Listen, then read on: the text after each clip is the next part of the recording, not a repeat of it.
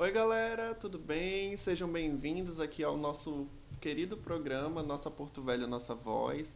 A gente está dando start aqui nesse projeto e nesse novo espaço também para que a gente possa estar conversando e debatendo sobre a nossa querida Porto Velho. Eu sou o João Vitor, para quem não me conhece, e estou idealizando esse programa para que a gente possa ter um contato mais presente com a nossa população. E no programa de hoje eu vou estar recebendo a nossa querida Fátima Cleide, né? Já foi senadora do nosso estado, já trouxe diversos recursos, é militante das causas sociais e hoje está lá juntinho do nosso querido presidente Lula, nos ajudando a trazer recursos para Porto Velho e para o nosso estado de Rondônia também. Seja bem-vinda, Fátima. Obrigada, João. Prazer estar aqui com você no seu programa Nossa Porto Velho, Nossa Voz. Eu que agradeço, querida. É um prazer. Fátima, para a gente dar um começo aqui, vamos falar um pouquinho sobre como está se dando agora o ano político, a construção, como é que está essa nossa conjuntura aqui do município de Porto Velho. Você que já tem aí uma experiência aqui no nosso estado, na nossa capital também. Como você vê essa nossa conjuntura atual? Olha, infelizmente, de forma não muito alegre, né? Porque a gente vive diversas contradições, né? Nós temos a capital do Brasil, que é a pior avaliada em termos de qualidade de vida, isso medido semana passada pelo Índice de Progresso Social, que mede várias questões da vida humana no local, né? E, contraditoriamente a isso, a gente tem um prefeito que é super bem avaliado, Exato. né? E eu atribuo isto a um certo silêncio de representação social na Câmara Municipal. Infelizmente, né, há um desacordo com a forma de representar a sociedade daqueles que se elegem buscando o voto do povo para representá-los, né? Exato. Chega lá na Câmara, passa a fazer parte da base do prefeito e não se ouve palavra, né, sobre a situação da cidade. Lógico que Porto Velho não é uma cidade para ser administrada com uma varinha mágica e que no dia seguinte vai estar tudo bem. Não é isso. Exato. Nós temos uma cidade que é centenária, portanto, é nova, né? É um município que é imenso, né? Nós vivenciamos isso quando tivemos o prefeito Roberto Sobrinho à frente da gestão municipal em Porto Velho. É um município que tem até Itapuã 100 quilômetros, né? Até a fronteira com o estado do Acre, mais de 300 quilômetros, e muita água por dentro do Rio Madeira até chegar no distrito de Calama, né? Então, assim, são 12 horas de viagem, no mínimo, né? Então, ele é um município grande, é um município novo e tem muitos problemas, sabe? Muitos problemas. Não é fácil você levar 1 quilômetro de asfalto para atender, né, poucas famílias, quando você considera que nas grandes cidades você tem um conglomerado de pessoas que estão juntas, então 1 quilômetro de asfalto beneficia muita gente. Exato. Aqui é diferente. No entanto, dá para fazer muita coisa que não é feita, né? E quando é que a gente percebe isso? É quando a gente vai na periferia, né, da cidade, quando a gente vê que as pessoas têm dificuldade de locomoção porque não tem transporte público de qualidade. Se você tem um ônibus, o ônibus passa quando bem entende, você não tem como se programar. Eu vou pegar um ônibus daqui a meia hora e o ônibus vai estar passando naquele ponto meia hora. Quando você tem o ônibus que você consegue acessar, sabe, é de péssima qualidade e as pessoas amontoadas. Então, assim, e muitas vezes as pessoas não têm recurso para pegar o transporte A também, gente né? vem de um Além de comentário ser assim. pouco, de péssima qualidade, as pessoas não têm dinheiro para acessar. Portanto, são coisas da vida, do cotidiano, né, que a gente sente que não é real aquilo que está dizendo que a prefeitura é a melhor do mundo, que o prefeito é o melhor, né? Porque aí, quando vem o período de chuva, o que é que a gente tem? Alagações. Alagações. Por quê? Porque durante o período da seca não foram feitas as obras necessárias para garantir o escoamento rápido das águas. Né? Eu lembro, eu moro no bairro que antes era Lagoa, né? Três Marias, e no conjunto de Jamari. Então, eu vivencio essa questão das alagações naquele trecho da Guaporé com Rio de Janeiro, entre Rio de Janeiro e Benedito Inocêncio, por ali, há muitos anos. Né? Eu mudei para o Conjunto Rio de Jamari em 1990. Né? Talvez você nem fosse vivo ainda, nem nascido, certo? Então, o momento em que a gente viu a solução desse problema foi quando nós tínhamos, à frente da Secretaria de Obras, se não me engano, a Miriam Saldanha, e ela fez a limpeza de uma vala que tem ali na rua Piratininga, se não me engano, não esqueço. São nomes muito parecidos. O nome, né? de peixe eu esqueço sempre. A minha memória já falha com nomes. Mas aquela rua que vai da Guaporé para o Atacadão. Ali tem uma vala.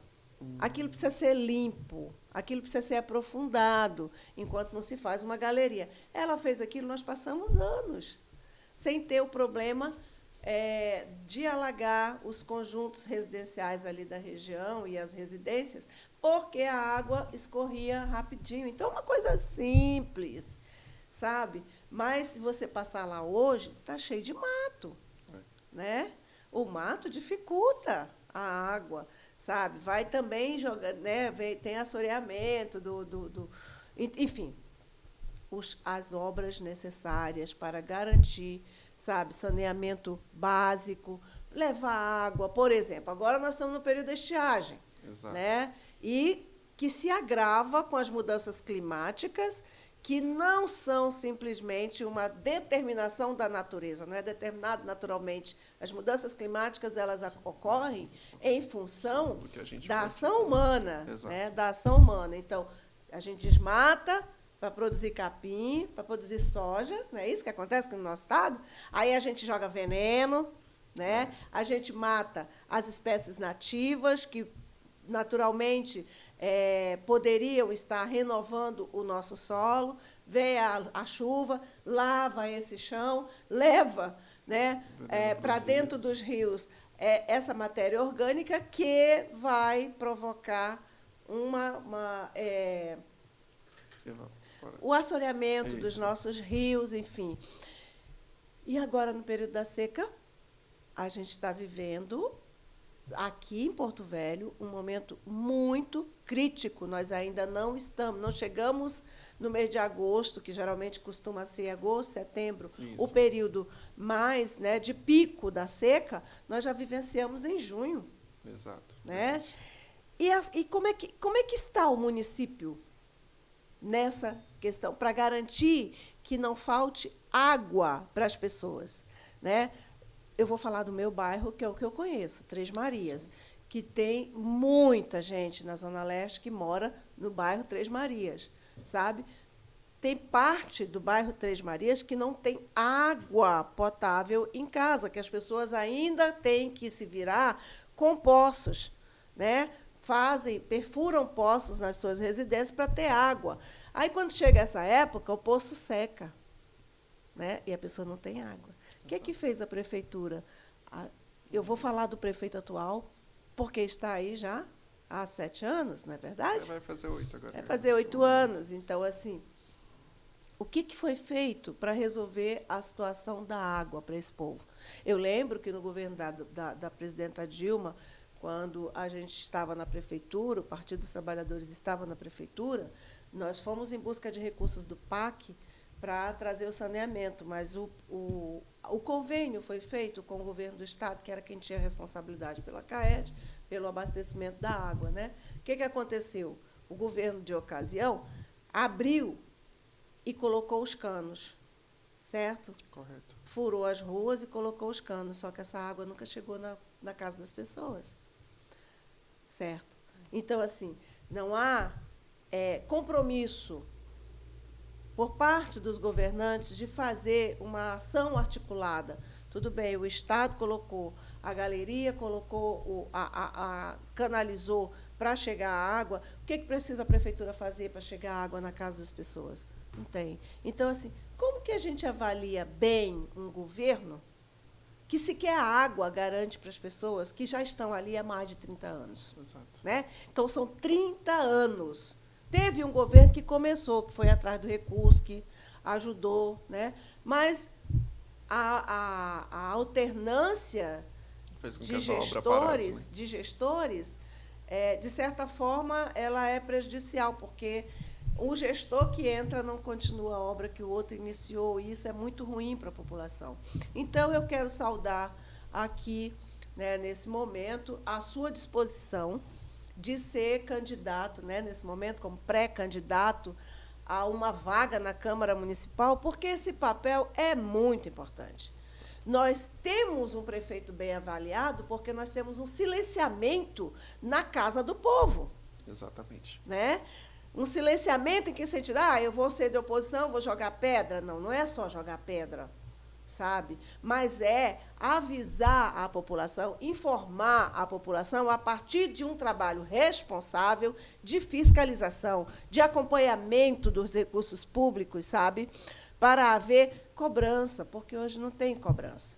Hoje, o que tem, pelo que se noticia na imprensa, são negócios. Né? É uma casa de negócios. Negócios. Né? Então, eu busco uma vaga na Câmara Municipal para fazer negócio na prefeitura, e aí pouco estou me interessando se a rua está alagando a ponto dos meninos nadarem, como nós vimos esse ano, cenas, né, em que as crianças estavam nadando no meio da rua como se fosse num rio. Isso significa que a água estava bem elevada na rua, não é verdade? E por que razão essa água está elevada? Porque a natureza está mandando chuva demais? Não é só isso. É porque não há preparação da cidade para enfrentar nem o período da cheia, nem o período da seca. Exato. Né?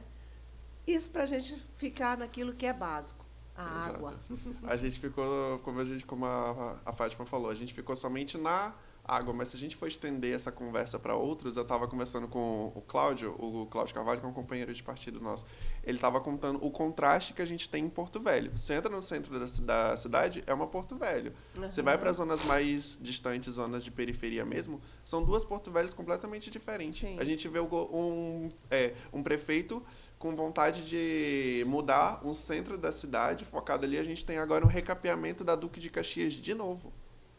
A Duque de Caxias está sendo recapeada novamente. Enquanto o bairro Três Marias, ali como você falou... Na Zona Leste, na Zona Sul, bairro Conceição... A gente teve manifestações recentemente. Socialista, né? Mariana, precisariam muito da presença do poder público municipal. E a gente teve manifestações recentes das pessoas ali do bairro onde você mora, que é o Três Marias, se matando, porque são lugares que precisam do poder público, que precisam da presença do Estado lá, e não estão tendo. A prefeitura não mandou nenhum representante lá, quando eles fecharam a BR, para ter uma conversa com esse povo, para falar, não, eu me comprometo a fazer as obras aqui no bairro, para que vocês não venham sofrer com alagações, não venham sofrer com a poeira também, porque a gente sabe que é uma coisa que é muito, muito prejudicial. A poeira a gente até aguenta, mas a falta de água... E nem me fala. A falta de água é crime. E a gente está entrando num período muito complicado, que é as fumaças em Porto Velho, as queimadas em Porto Velho. Aí a gente vai sofrer um outro problema, que é o acesso à saúde. Né? Recentemente, na minha família, a gente teve um caso que, por pouco, não virou uma tragédia. Né? Mas a minha nora foi, por 3 dias, na UPA da Zona Leste, com fortes dores no estômago, né? Não sabia localizar a dor, mas com muita dor recebia dipirona e mandava para casa, porque era virose. Né? A virose era o apêndice inflamado. Né?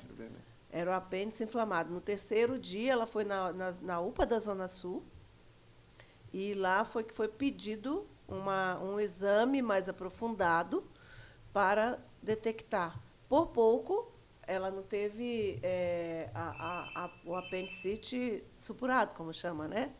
Enfim. E isso acontece todos os dias, com todas as pessoas que têm necessidade do atendimento da saúde pública, sabe? Infelizmente, nós estamos tendo um problema seríssimo na formação né, de médicos nessas universidades que agora se expandiram até querendo fazer EAD, medicina à distância, né? Exato. Mas o que não faz à distância está fazendo mal e porcamente a formação e os pais pagam caro. O pior é isso, né? É muito que os caro, pais muito pagam caro. caros. Quando você vai ver o médico que atende, que faz isso, que manda para casa, dá de pirona dizendo que é virose, vai procurar onde é que ele estudou, sabe? Procura onde estudou e tenta exigir que o poder público garanta a realização de exames aprofundados para que a gente não tenha que perder pessoas por conta do mau atendimento, né? Então, educação. Você tem, nas escolas da zona urbana, até uma educação que sempre foi considerada muito boa, né? Naquilo que é a responsabilidade do município. Mas esse muito bom, ele tem sido... Ele tem perdido qualidade também. Ele vem decrescendo, e quando você fala a respeito da educação no município, que não é só na cidade... Que tem os distritos também. Na sede do município, mas nos distritos da zona rural, nos distritos ribeirinhos, sabe? Aí você vai se deparar com outro problema, que é o transporte, sabe? Eu vou te falar com sinceridade, não sei como está hoje, mas sei que há bem pouco tempo o povo da zona ribeirinha estava sem aula porque não tinha transporte. O que eu já acho um erro, né? Eu sou da área de educação. E eu acho que o poder público ele tem que se organizar para atender as crianças que são, eu diria, objeto do trabalho do poder público o mais perto de casa possível. Mas qual é a lógica mercantilista e privatista que tomou conta da educação nos últimos anos? É a de que nós vamos ter que dar uma escola melhor, polarizada, sabe, distante, a 8 quilômetros da casa da criança, e aí a gente vai botar transporte. Aí tem problema na licitação, não tem transporte. Aí a criança fica sem aula. Né? Então, eu sou do tempo das escolas multisseriadas na zona rural, que atendia 4, 5 crianças, mas atendia, e atendia com qualidade. Né? E atendia com qualidade. Eu sou fruto de uma sala multisseriada aqui mesmo na cidade, na época, porque a cidade era tão pequenininha, né? É verdade. Que eu morava no São Cristóvão e era quase zona rural, e a minha escola era uma escolinha de sala multisseriada, sabe? E eu aprendi a ler e escrever maravilhosamente bem. Eu não tenho uma formação de doutora, mas o pouco que eu aprendi lá, na sala multisseriada, é muito na minha vida inteira. Sabe? Exato. Porque eu aprendi a ler e a escrever foi lá. Então, há uma concepção de que aquilo que é pequeno, que é público, não presta, né? Exato. Então, a gente tem que fazer coisas grandiosas, porque são obras grandes, que dão mais recursos, sabe? E aí a gente põe transporte, porque alguém também vai lucrar em cima do transporte, e quem tem o prejuízo, de fato, são as crianças. Né? Então, quando a gente for olhar bem de pertinho a questão da educação no município de Porto Velho, a gente vai ver que tem mais flores murchas do que flores vibrantes, sabe? Alegrando a vida do povo. A gente tem esse problema na educação pública. Na verdade, Porto Velho é uma cidade com múltiplos problemas, né? Como a gente falou. A gente for devagar sobre eles, a gente fica aqui horas, porque infelizmente a gente teve uma atual gestão. Isso vem de gestões depois que a gente saiu da frente da prefeitura e veio. A gente conversando, a gente foi fazer um levantamento de dados.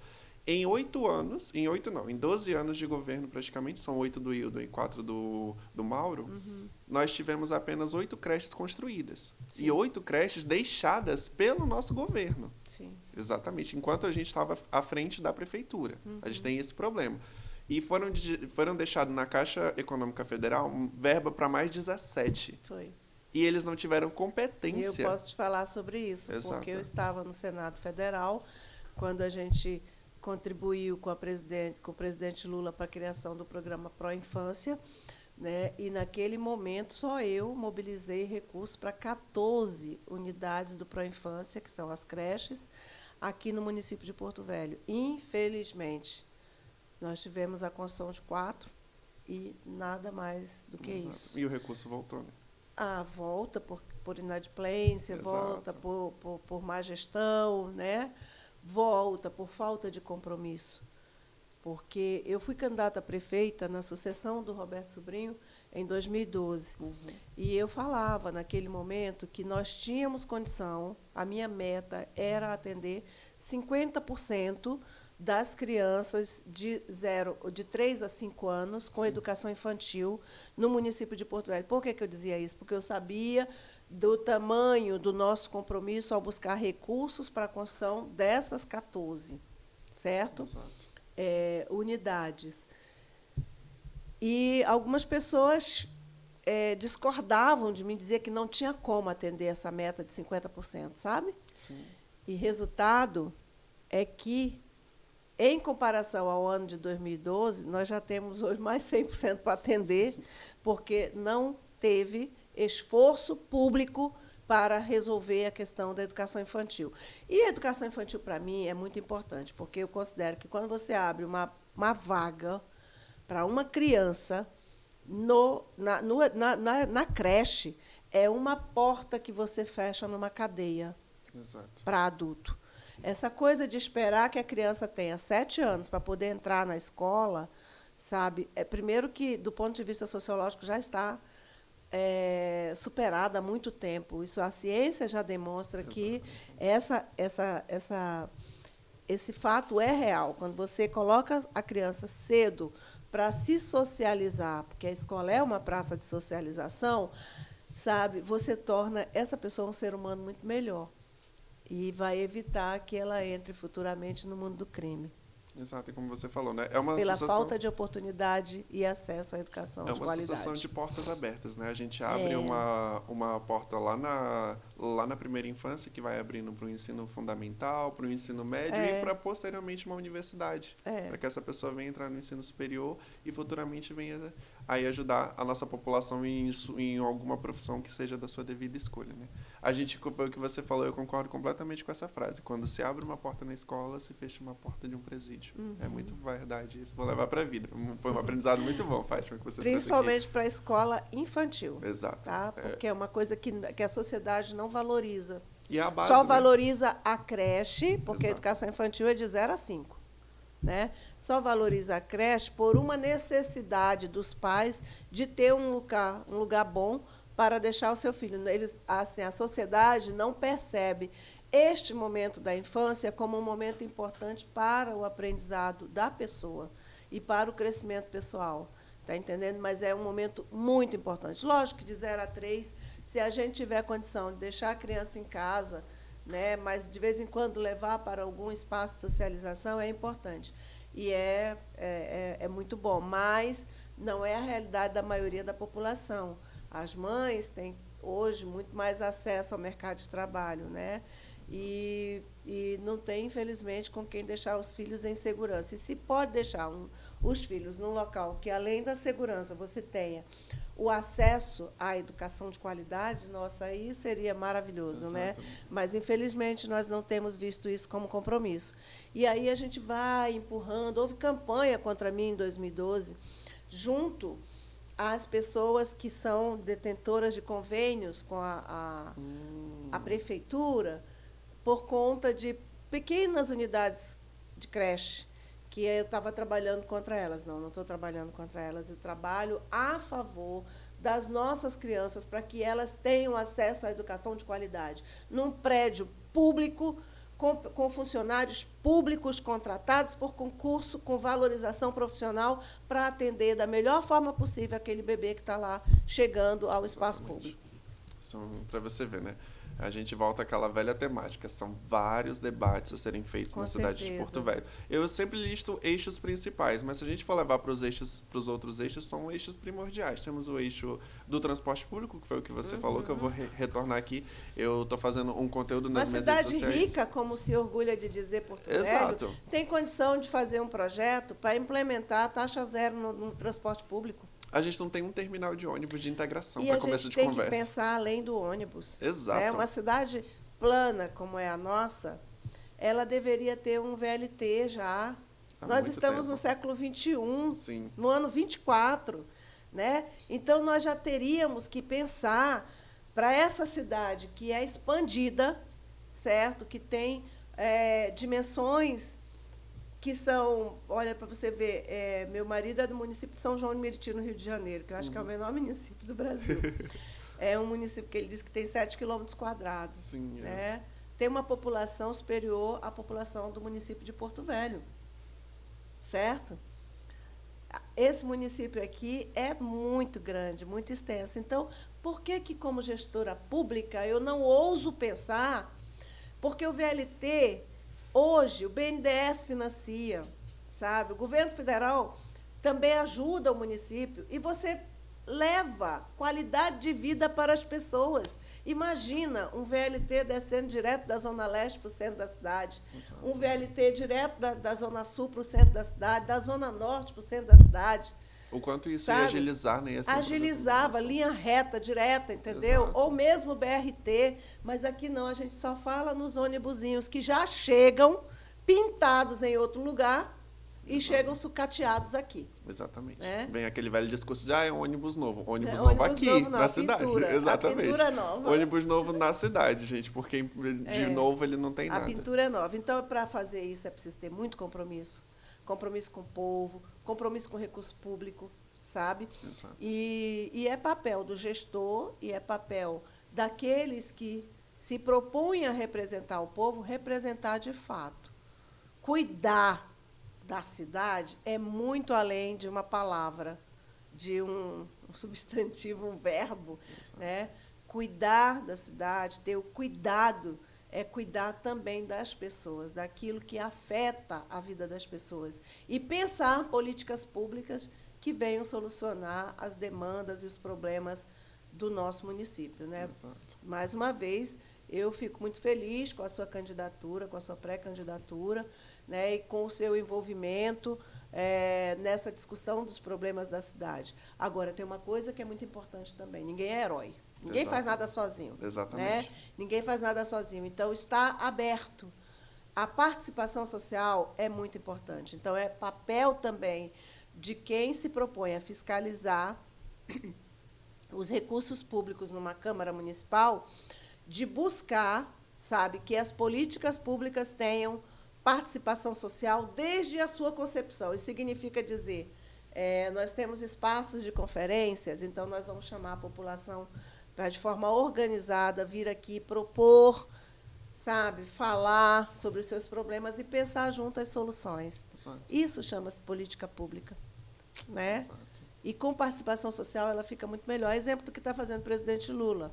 Né? Eu estou hoje na Secretaria-Geral da Presidência da República, que é o espaço da presidência para pensar justamente a participação e o diálogo com a sociedade. Exatamente, né? Fátima. E lá dentro da Secretaria-Geral a gente também tem uma secretaria nacional que cuida das políticas públicas para a juventude. Exato. Sabe? Então, assim, e é com participação, através dos conselhos nacionais, onde tem representação, o máximo que a gente pode alcançar de toda a sociedade, que a gente elabora as proposições que vão servir de base para as políticas públicas, né? Em todas as áreas. Nós temos, inclusive, um Conselho Nacional de Participação Social, que discute como tem que se dar a participação da sociedade na elaboração das políticas. Sabe? Então, isso é muito interessante e fica muito mais gostoso até, sabe, para o gestor trabalhar junto com o povo. Qual é o conselho que funciona aqui na cidade de Porto Velho? Eu não vou saber. Como está o Conselho de Mulheres Municipal de Defesa dos Direitos das Mulheres? Como está o Conselho Municipal de Defesa dos Direitos dos Jovens e dos Adolescentes? A gente não tem essas das informações crianças, porque é praticamente inexistente, né, a ação deles. Existe. Vou te dizer a verdade, existe. O grande problema é que ele é composto, na sua grande maioria, por indicações do município. Então, é o amigo do prefeito, é o amigo do vereador que está lá. Exato. Infelizmente. E aí a gente não tem visibilidade sobre as ações, nem sobre a existência desses conselhos, né? Como é que está o Conselho do Idoso no município de Porto Velho? Eu sei como está o equipamento que eu ajudei a construir, que é o Centro de Convivência do Idoso, que fica lá na Amazonas. A maior parte do tempo fechado, para reforma, e uma reforma que não acaba nunca.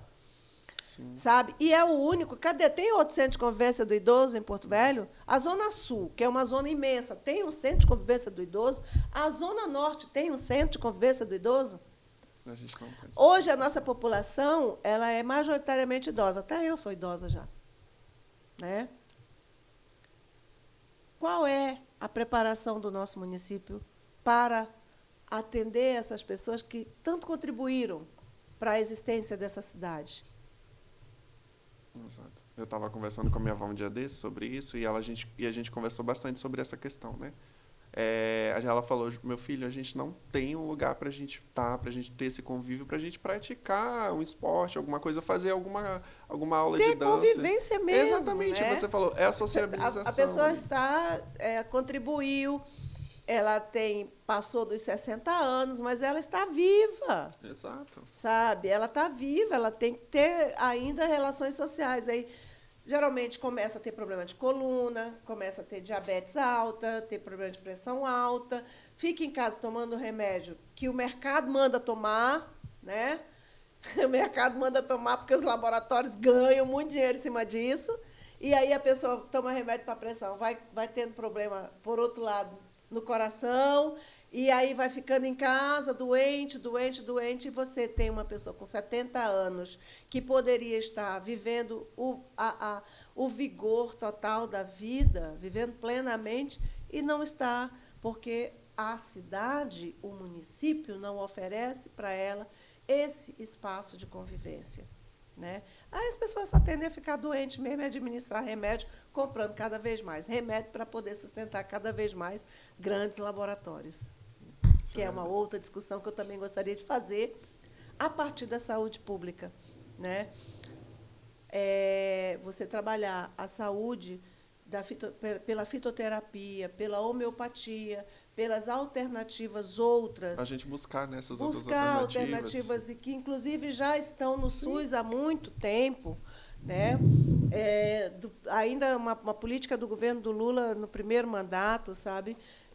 Reconhecer que essas práticas alternativas melhoram a saúde das pessoas, que elas não precisam ficar só no remédio do laboratório, né?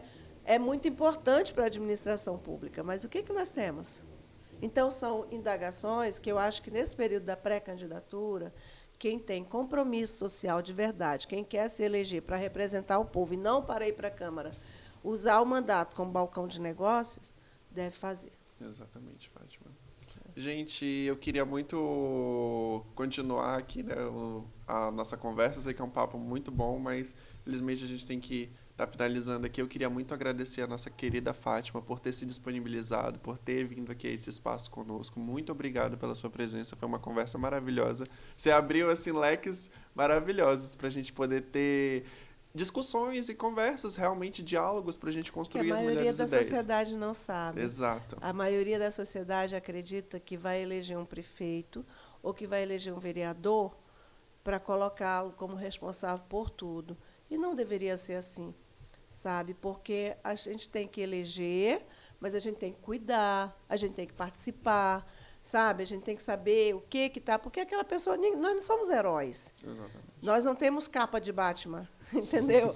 Nós somos pessoas iguais a todas as outras, com uma diferença apenas. A gente se dispõe, a gente se coloca para o coletivo. Né? E, de forma coletiva, a gente tem que também colocar à disposição os nossos mandatos, seja no parlamento, seja no executivo, sabe?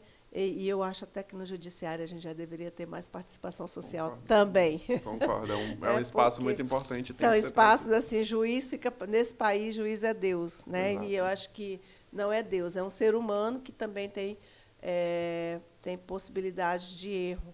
E eu acho que quando a gente vai junto no coletivo, a gente pode errar menos. Né? Então, seja quem for, meu melhor amigo, meu pai, meu marido, que tenha um mandato, meu filho, que também está se colocando aí como pré-candidato a vereador, né, eu vou cobrar, porque é assim que eu aprendi a fazer política. Eu aprendi a fazer política pela sobrevivência, né, pela necessidade de sobrevivência, não para fazer negócio, mas pela necessidade de sobrevivência coletiva, lutando pela educação, lutando pela saúde, lutando pelo transporte. E é dessa forma que eu guio a minha vida e que eu guio o meu voto. Né? Então, se eu voto, eu cobro, inclusive do presidente Lula, para fazer cada vez melhor, mais e melhor. Eu estou lá, mas eu estou aqui. Né? E quando eu vou daqui para lá, eu levo o meu olhar sobre aquilo que está falho e aquilo que precisa melhorar, sabe? E aquilo que não tem. Como é que a gente pode pensar em atender. Exatamente. E é esse o papel nosso. Exato, esse é o nosso papel nesses Nós que somos da esquerda, Exato. Né, que somos do Partido dos Trabalhadores, Exato. E que temos como objetivo de vida, né, a melhoria da sociedade, mas também a transformação dessa sociedade, que é de opressão, né, em uma sociedade livre. Exatamente, totalmente livre de qualquer amarra, de qualquer censura, ou seja, de qualquer ditadura. Isso. A gente está livre de tudo isso. Mais uma vez agradecer pela sua presença, foi muito importante agradeço, ter vindo. João Vitor. Muito e bom a gente está junto, você. gente, minha querida. Gente, muito obrigado. Você que acompanhou, comente aí. Acompanhe a nossa querida Fátima no Instagram dela, Fátima Cleide, né? Fátima Cleide, _PT. Ah, que maravilha. Vão lá no Instagram dela, acompanhe o que ela está fazendo aqui pelo nosso estado, que ela vai estar lá sempre presente. Todos tá bom? os dias na luta pela democracia. Conto contigo. É isso. Tamo junto, gente. Me acompanhe nas minhas redes também, João Vitor Nunes RO, lá no meu Instagram. Eu já estou postando alguns conteúdos. Vamos lá para a gente debater um pouquinho sobre os reais problemas de Porto Velho? Aguardo vocês, tá, gente? Tchau!